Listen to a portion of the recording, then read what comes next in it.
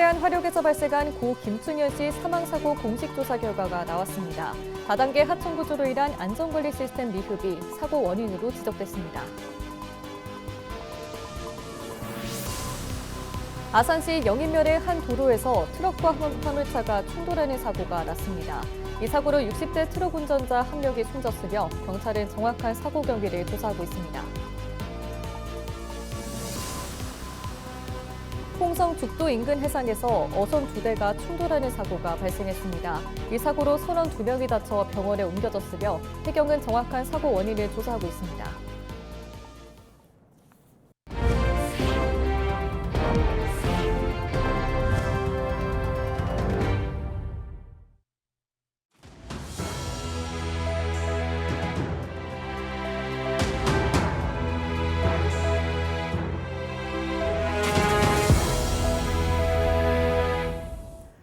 시청자 여러분 안녕하십니까? 헬로티비 뉴스입니다. 태안화력에서 발생한 고 김충현 씨 사망사고와 관련한 공식 조사 결과가 사고 발생 석 달여 만에 나왔습니다. 안전보건공단은 다단계 하청 구조로 인한 안전관리 시스템 미흡을 사고 원인으로 지적했습니다. 공단은 원청과 하청업체 간 위험성 평가 기준에 차이가 있고 관리 책임과 실질적 업무 지시 주체가 달라 책임 소재가 불분명하다고 설명했습니다. 또 2차 하청업체는 독립적인 안전관리 시스템을 구축하지 못했다며 하청업체가 함께 참여하는 안전관리 체계 구축이 시급하다고 덧붙였습니다. 19일 오전 8시 15분쯤 아산시 영인면의 한 도로를 주행하던 트럭이 갓길에 정차 중인 25톤 화물차를 들이받았습니다. 이 사고로 60대 트럭 운전자가 심정지 상태로 구조돼 병원으로 옮겨졌으나 결국 숨졌습니다. 경찰은 전화 통화를 하려고 잠시 정차했다는 화물차 운전자 진술과 차량 블랙박스 영상 등을 토대로 정확한 사고 경위를 조사하고 있습니다. 19일 아침 8시 30분쯤 홍성 죽도 인근 해상에서 어선 2대가 충돌했습니다. 이 사고로 어선에 타고 있던 선원 2명이 다쳐 병원으로 옮겨졌습니다. 다행히 생명에 지장은 없는 것으로 전해졌습니다. 해경은 정확한 사고 원인 등을 조사하고 있습니다.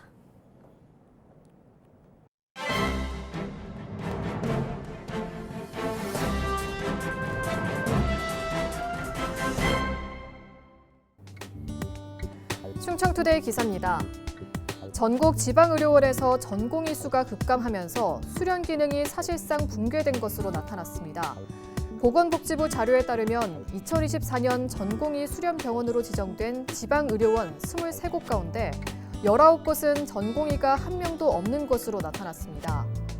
서울과 부산 등 대도시에 있는 의료원에 전공의가 있긴 하지만 이마저도 2023년과 비교하면 급감한 수준입니다. 서울의료원의 경우 2023년 12월 기준 83명의 전공의가 근무했지만 현재 12명만이 수련 중입니다. 부산의료원은 20명에서 10명으로 절반 수준에 그쳤습니다. 충청권 의료원의 상황은 더욱 열악합니다. 충북 청주의료원과 충주의료원, 충남 공주, 홍성, 서산의료원 등은 근무 중인 전공의가 0명으로 집계됐는데요. 홍성의료원은 2023년 말까지만 해도 8명의 전공의를 확보했지만 불과 1년 만에 전원이 빠져나간 것으로 알려졌습니다. 민간 의료기관이 부족한 의료 취약 지역에서 필수 의료를 제공하는 역할을 수행하고 있는 만큼 의료 인력 부족을 해결할 대책이 필요하다는 지적이 나오고 있습니다. 지금까지 신문 브리핑이었습니다.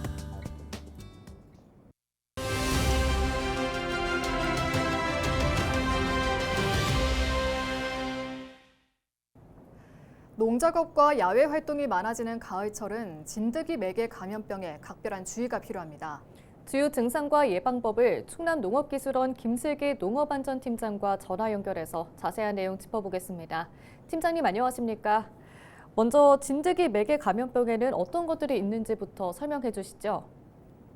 네, 진드기 매개 감염병은 세균이나 바이러스에 감염된 진드기에 물릴 때 전파되며 대표적인 질환으로 찌찌가무시증과 SFTS가 있습니다. 진드기는 산림 인접지나 풀이 무성한 곳에 서식하며 논, 밭, 과수원, 축사 등 농작업 환경과 밀접하게 연관돼 있습니다. 특히 가을철 수확기에 환자가 급증하는 만큼 농업인들의 각별한 주의가 필요합니다. 네, 그렇다면 어떤 증상이 나타날 때 의심해봐야 할까요?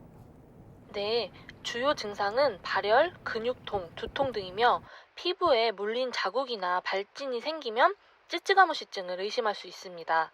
SFTS는 물린 흔적이 뚜렷하지 않고 치사율이 높아 고열과 설사 등의 증상이 나타난다면 즉시 의심을 하셔야 합니다. 무엇보다 농작업 후에 이런 증상이 있을 경우 지체하지 말고 신속히 의료기관을 방문하는 것이 중요합니다. 네, 또 야외 활동이나 농작업할 때 물리지 않도록 하는 것이 중요할 텐데요. 예방 대책도 짚어주실까요? 네, 예방의 핵심은 진드기에 물리지 않는 것입니다. 농작업 시에는 긴 팔과 긴 바지, 목이 긴 양말을 착용해 피부 노출을 최소화하고 진드기 기피제를 4시간 간격으로 보조적으로 사용하는 것을 권장하고 있습니다.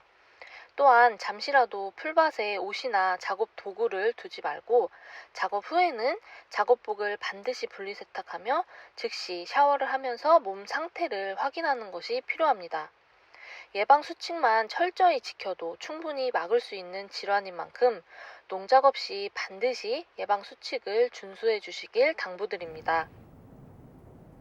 네, 말씀 여기까지 듣도록 하겠습니다. 지금까지 충남농업기술원 김슬기 농업안전팀장과 이야기 나눠봤습니다.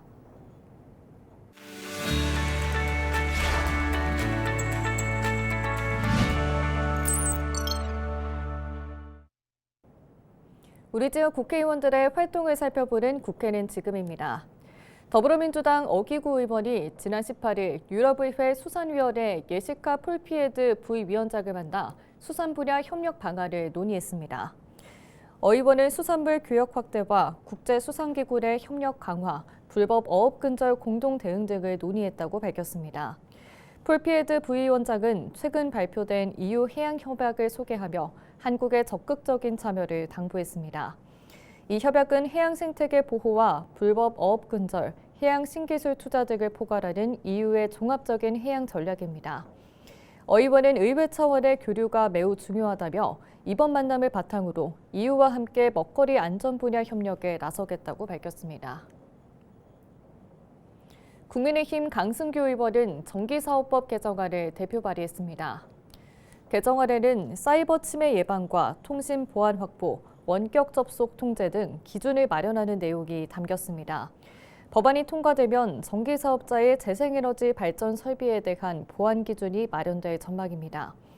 강 의원은 이번 법 개정을 통해 전력망 분야 보안 취약 부분을 보강하겠다고 밝혔습니다. 더불어민주당 박수현 의원은 속기사법 제정안을 대표 발의했습니다. 제정안은 한글을 바탕으로 한 속기사 제도를 확립하고 속기의 신뢰성과 공신력을 높이기 위해 마련됐습니다. 제정안에는 문체부 산하법인인 대한속기사회 설립 근거가 신설됐고 속기사가 아닌 사람의 속기 업무 종사를 제한하는 등 내용이 담겼습니다. 박 의원은 속기사를 법적으로 보호하고 전문성을 강화할 수 있는 제도적 기반을 마련하기 위해 제정안을 발의했다고 밝혔습니다. 지금까지 국회는 지금이었습니다.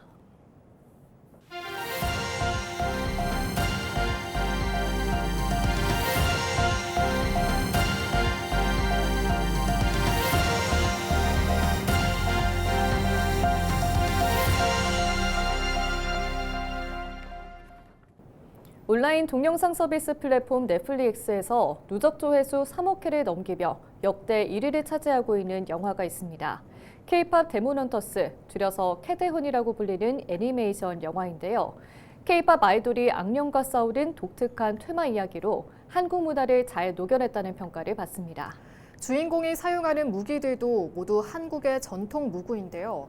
호랑이의 기운을 담고 있다는 사인검도 등장해 화제입니다. 서희동 기자가 전해드립니다.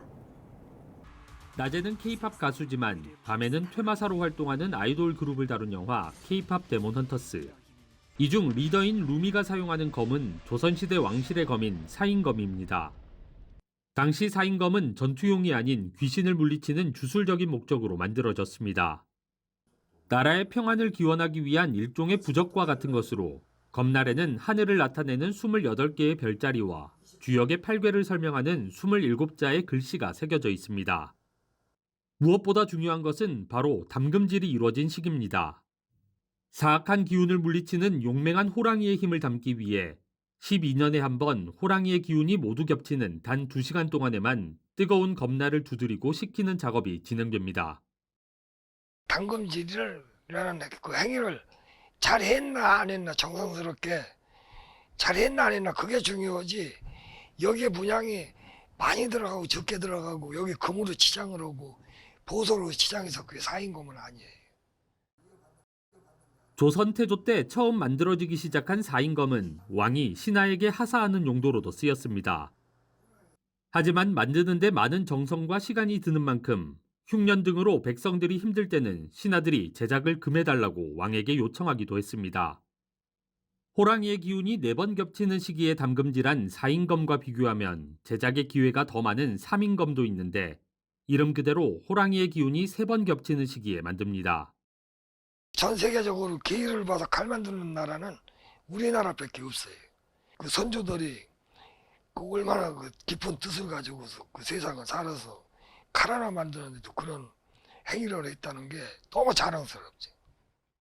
현재 우리나라에 남아있는 30여 점의 조선시대 사인검은 국립중앙박물관과 고궁박물관 등에서 볼 수 있습니다. 또 지난 1998년과 2010년, 2022년까지 3차례 제작에 나선 이상선 장인 등에 의해 그 명맥이 이어지고 있습니다. 헬로티비 뉴스 서희동입니다. 충남도의회가 국가유공자 예우 강화를 위한 의정토론회를 열었습니다. 토론회는 국가유공자와 참전유공자의 삶의 질을 높이고 지속가능한 보훈정책 방향을 마련하기 위해 추진됐습니다. 이날 토론회에서는 생활 여건을 고려한 의료, 생활지원 강화와 명예수당 인상 등이 논의됐습니다. 또 배우자 생계지원금 신설, 위탁병원 확대 등도 함께 논의됐습니다. 충남도가 19일 철강산업 위기 선제 대응 협의체 발족식을 열었습니다. 충남도와 당진시, 현대제철 등 지역 내 주요 철강 기업이 참석한 가운데 이번 행사에서는 현안 보고와 의견 수렴 등이 진행됐습니다. 협의체는 철강 산업위기 선제 대응 지역 당진시 지정을 주요 과제로 추진하고 지원안 등을 마련할 계획입니다. 청양군이 청소년 꿈키운 바우처 운영위원회 위원 위촉식을 열었습니다. 위원장 등 위원 6명이 참석한 가운데 이번 행사에서는 위촉장 수여와 부위원장 선출, 사업 설명 등이 진행됐습니다. 운영위원회는 앞으로 가맹점 발굴과 관리, 부정수급 방지 대책 마련 등에 나설 방침입니다.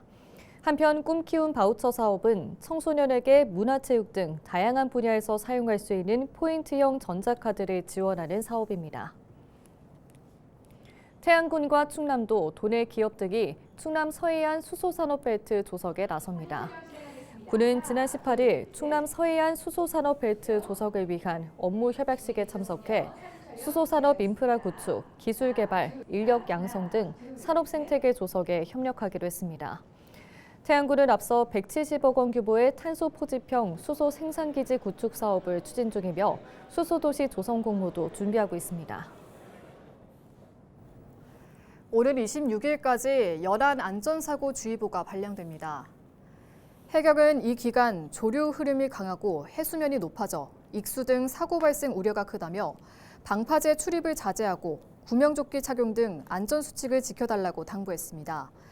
해경은 갯벌과 해안가 등 사고 다발 구역 순찰을 강화할 방침입니다. 추석 명절을 앞두고 태안군이 5일장 이용객을 대상으로 온누리 상품권 환급 행사를 진행합니다. 태안군은 오는 23일부터 28일까지 태안 5일장을 방문한 고객을 대상으로 소비 금액의 50%를 온누리 상품권으로 환급해준다고 밝혔습니다. 일반 고객은 최대 5만 원까지, 취약계층은 최대 7만 5천 원까지 환급받을 수 있습니다. 지난 2020년부터 5년간 충남에서 모두 36건의 소방활동 방해 사건이 발생했습니다. 이는 충청권에서 발생한 소방활동 방해 사건의 50%가 넘는 수치입니다. 36건 중 2건은 징역형으로 이어진 것으로 확인됐습니다. 이상으로 뉴스를 마칩니다. 시청해주신 여러분 고맙습니다.